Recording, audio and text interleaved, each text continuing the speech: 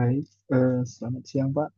Sebelumnya perkenalkan nama saya Mitchell Stephen Yuda Pradana, eh, dengan NPWP akhir 012 atau dengan NHP lengkap 50012210012. Ingin menjelaskan mengenai tugas dari AAS metode inversi. Sebelumnya saya izin share screen terlebih dahulu.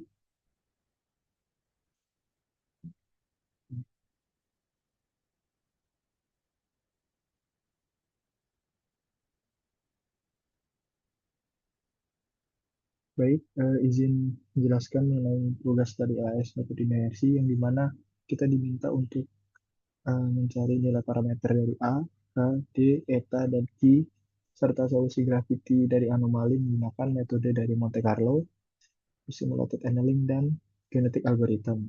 Nah, dengan datanya udah disediakan dari Bapak sendiri dan muncul dari grafik di sini juga. Baik, untuk yang pertama dari metode Monte Carlo, itu didapatkan hasil berupa grafik seperti berikut dan nilai dari A, H, D, eta, dan key dan errornya itu sebesar segini. Nah, melalui dari hasil menjalankan codingan Monte Carlo ini diperoleh dari grafik berwarna biru yang sudah dijelaskan di atas tadi dengan nilai dan hasil inversinya yang dimana dilihat dari nilainya tersebut dengan nilai A yaitu 2409 yang menggambarkan dari anomali gravitasi dari sumber yang dimana semakin besar nilai A akan semakin besar pengaruhnya. Dan nilai H-nya sebesar 5,5 yang merupakan kedalaman dari sumber anomalinya. Terus nilai D yang merupakan letak dari anomalinya dari titik pengamatan dengan eta dan Q itu memberikan informasi mengenai bentuk sumber anomalinya yang dimana apabila Q itu melebihi dari satu maka bentuknya itu menjadi cukup tajam dan apabila nilai etanya itu mendekati satu sumbernya itu tidak terlalu menyebar atau tidak terlalu besar dan sumbernya itu sangat masif dan ada RMS error yang bernilai 0,9 yang dimana digunakan untuk memprediksi hasil dari metode inversi yang digunakan. Kalau pada case ini untuk nomor satu yaitu metode Monte Carlo yang dimana hasilnya itu didapatkan dari kurva berwarna biru yang sudah mengikuti pola data pengamatan yang disimbolkan sebagai titik-titik merah. Nah, secara keseluruhan hasil dari kurva itu hampir mendekati dari nilai model utamanya atau true modelnya, tapi masih memiliki error dan tidak tepat dengan errornya sebesar 0,9. Tuh. Nah, apabila di run menggunakan MATLAB, sebelumnya saya izin stop share screen terlebih dahulu.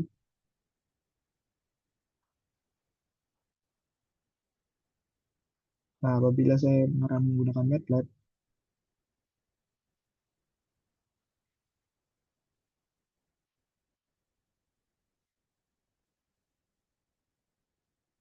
nah, berikut merupakan codingannya, dari full codingannya. Dan apabila saya run, nah, akan menghasilkan kurva yang kurang lebih hampir sama dengan eh, gambar yang tadi atau grafik yang tadi dengan nilainya itu terdapat perbedaan dikarenakan kita metode Monte Carlo ini kan dilakukan secara menyebarnya secara acak dan mungkin eh, masih memungkinkan itu dari grafiknya itu atau dari solusi anomalinya itu masih terjebak pada lokal minimumnya.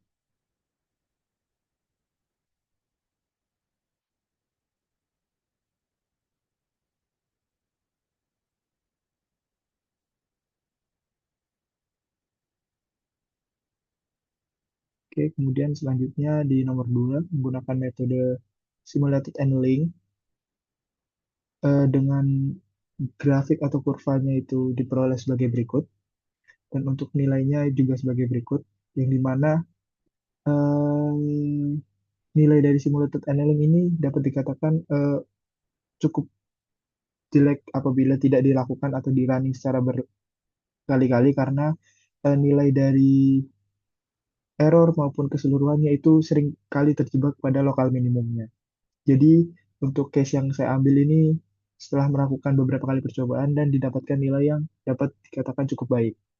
Nah, selanjutnya eh, dari overallnya dari A, H, D, eta, Q, dan RMS error itu dapat disimpulkan bahwa dari kurva biru yang udah didapatkan itu masih bisa mengikuti pola data hasil pengamatan yang disimbolkan sebagai titik-titik merah tadi. Tetapi diperlukan juga beberapa kali percobaan karena seringkali metode ini tuh terjebak pada lokal minimumnya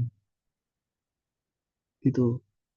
Saya izin juga ngeran dari codingannya sebagai berikut.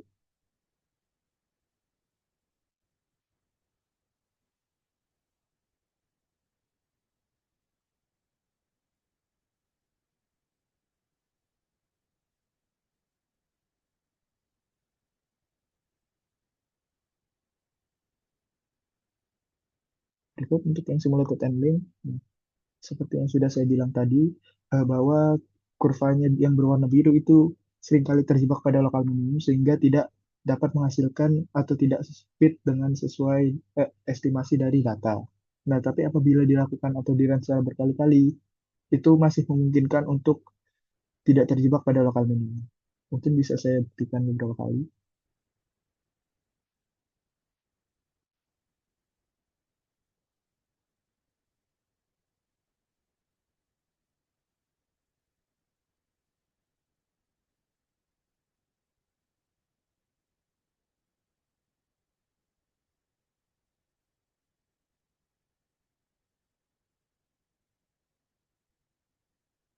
Nah, begini salah satu contohnya yang dapat dikatakan lebih baik dibandingkan yang sebelumnya karena eh, dari hasil simulated annealing itu tidak terjebak pada lokal minimum gitu.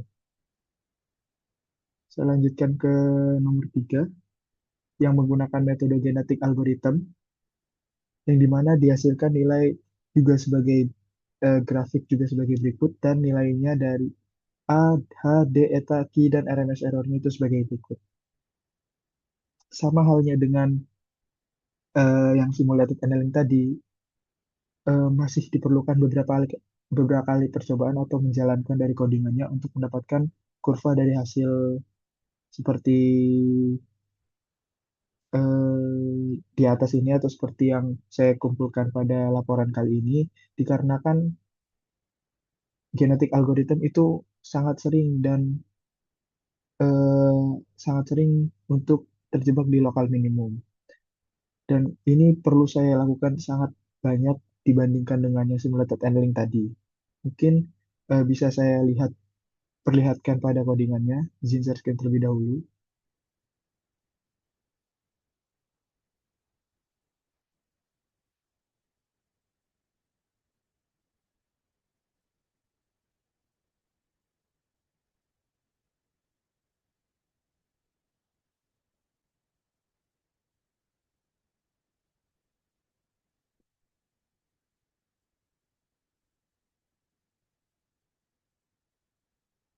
Bisa dilihat ini untuk run yang pertama, dan apabila dilakukan secara beberapa kali atau lebih banyak dibandingkan simulated learning, itu dapat menghasilkan kurva atau grafik yang sudah saya cantumkan pada laporan.